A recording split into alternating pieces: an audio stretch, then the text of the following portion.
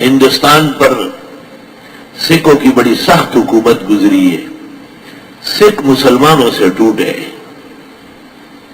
ان کا جو بڑا تھا بابا گرو نانک، یہ اور بابا فرید گنج شکر اکٹھے پڑے ہوئے استادوں سے، اور بابا گرو نانک پورا عالم دین ہے مکمل۔ اس زمانے میں 22 سال میں علم پڑھا جاتا تھا، وہ 22 سال نصاب پڑھ چکے ہیں، لیکن یہ بہت زیادہ فکر مند رہتا تھا کہ مسلمان بہت تھوڑے ہیں اور ہندو بہت زیادہ ہے، ان میں تبلیغ کیسے ہوگی۔ اب شیطان بہت بڑا دشمن ہے، اس نے اس کو یہ سکھایا کہ تو سادھو بن جا، سادھو بن جا، اور ہندوؤں کے بعد رسوم کر کے ان کے قریب ہو جا، اور پھر ان کو توڑ لا۔ تو توڑ تو لایا، سکھوں کے ہاں پوجا نہیں ہے، بت نہیں ہے نا، بالکل بت نہیں، داڑھی ہے، سر کے بال ہے، اور بال بھی ہے، جو بال نہیں ہونا چاہیے وہ بھی جنگلات آباد رہتے ہیں ان کے، اور ہر وقت جو ہے چورا تیز اپنے پاس رکھتے ہیں تیار لڑنے کے لیے۔ بابا گرو نانک، بابا اس زمانے میں طالب علم کو کہتے تھے، فرید گنج شکر کو بھی بابا کہتے ہیں، بابا فرید۔ گرو صاحب نے جو کتاب جمع کی ہے گرنتھ، اس میں سورہ بقرہ، واقعہ، رحمان، آخری 22 صورتیں سب موجود ہیں۔ جو صورتیں مومن کو پڑھنا چاہیے وظیفہ اور عمل میں رہتی ہے وہ گرنتھ میں شامل ہے، مگر وہ گرنتھی لہجے میں ہے، عربی لہجے میں نہیں ہے، گرنتھی میں ہے۔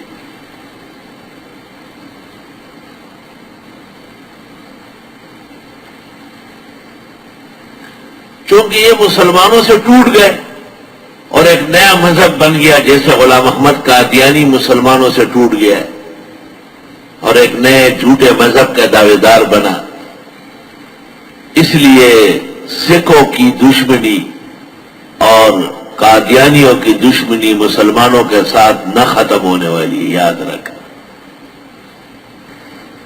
رحمتیں ہیں تیری اغیار کے کاشانوں پر، اور برق گرتی ہے تو بیچارے مسلمانوں پر۔ اقبال نے شکوہ کیا ہے، شکوہ۔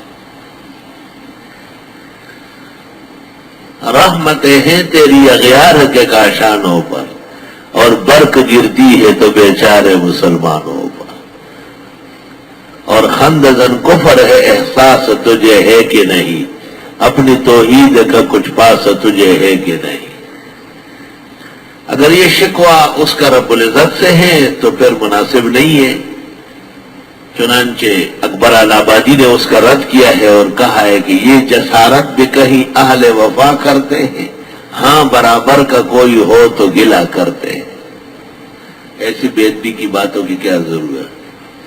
لیکن یہ خطاب اگر انسان اپنے آپ کو کرے، انسانی کو کرے کہ اے مومن تجھے اپنے عقیدے توحید کا خیال رکھنا ہے، اپنے مسلمان معاشرے مسلمان بھائیوں کا خیال رکھنا ہے، تو پھر اس شکوے کے اندر جو تناؤ ہے وہ کم ہو جائے گا۔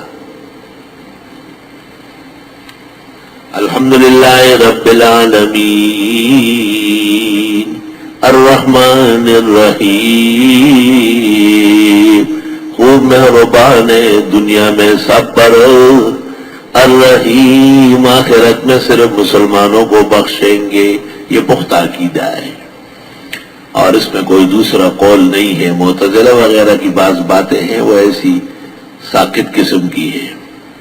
مالک یوم الدین، وہ مالک و مختار ہے روز جزا کے۔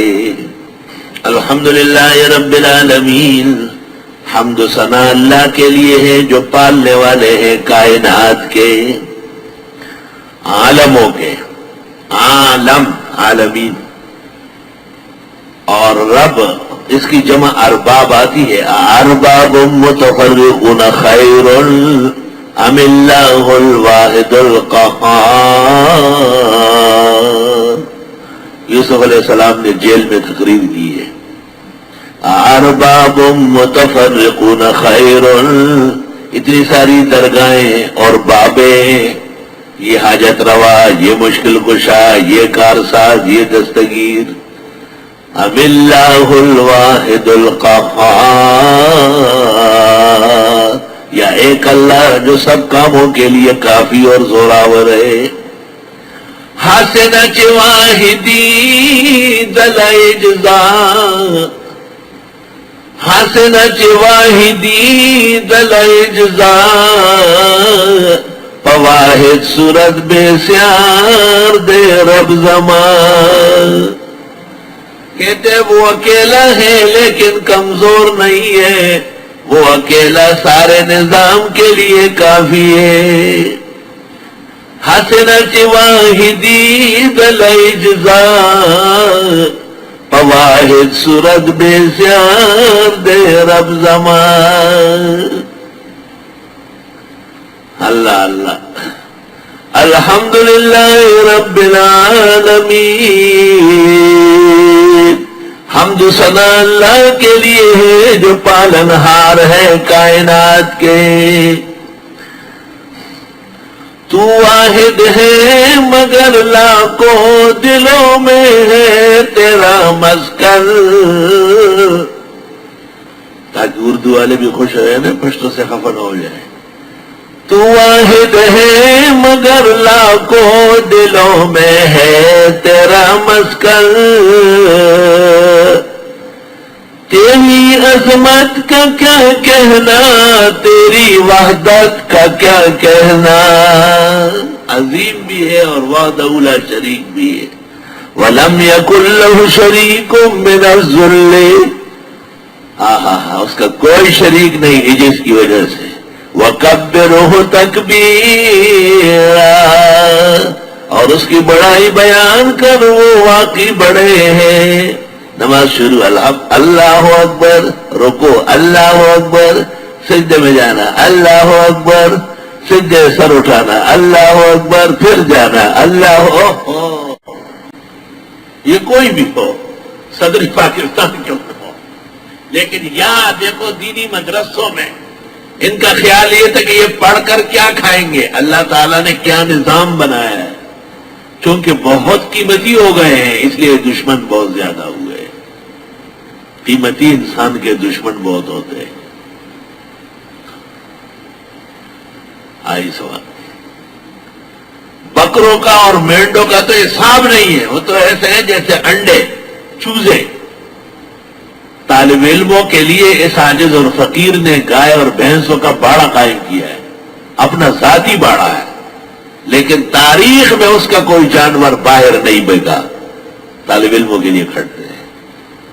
مثلا ایک بھینس یا گائے ہم 25 اور 30 ہزار کی کاٹتے ہیں، آج کل 1 لاکھ سے اوپر کی جو تازی آتی ہے. تو ایک دوست نے کہا کہ میں 2 گائے خریدتا ہوں 1 لاکھ کی، مگر لے کے جاؤں گا. میں نے کہا 2 لاکھ کی بھی ہمارے یہاں نہیں ملے گی. میں نے باہر کے لیے یہاں یہ والے کھائیں گے، یہ اکثری طلباء کھائیں گے. تو کہا کتنے کی ہو جائے گی؟ میں نے کہا 250 کی ہو جائے گی، بس ختم. کہا آپ کو تو فائدہ ہے. میں نے کہا وہ فائدہ بھی نہیں چاہیے نا جس سے ہم دنیا دار بنتے ہو، وہ فائدہ بھی نہیں چاہیے. وہ نقصان چاہیے جس سے ہم دین پر قائم دائم رہے. اللہ تعالیٰ ہمیشہ قائم دائم رکھے.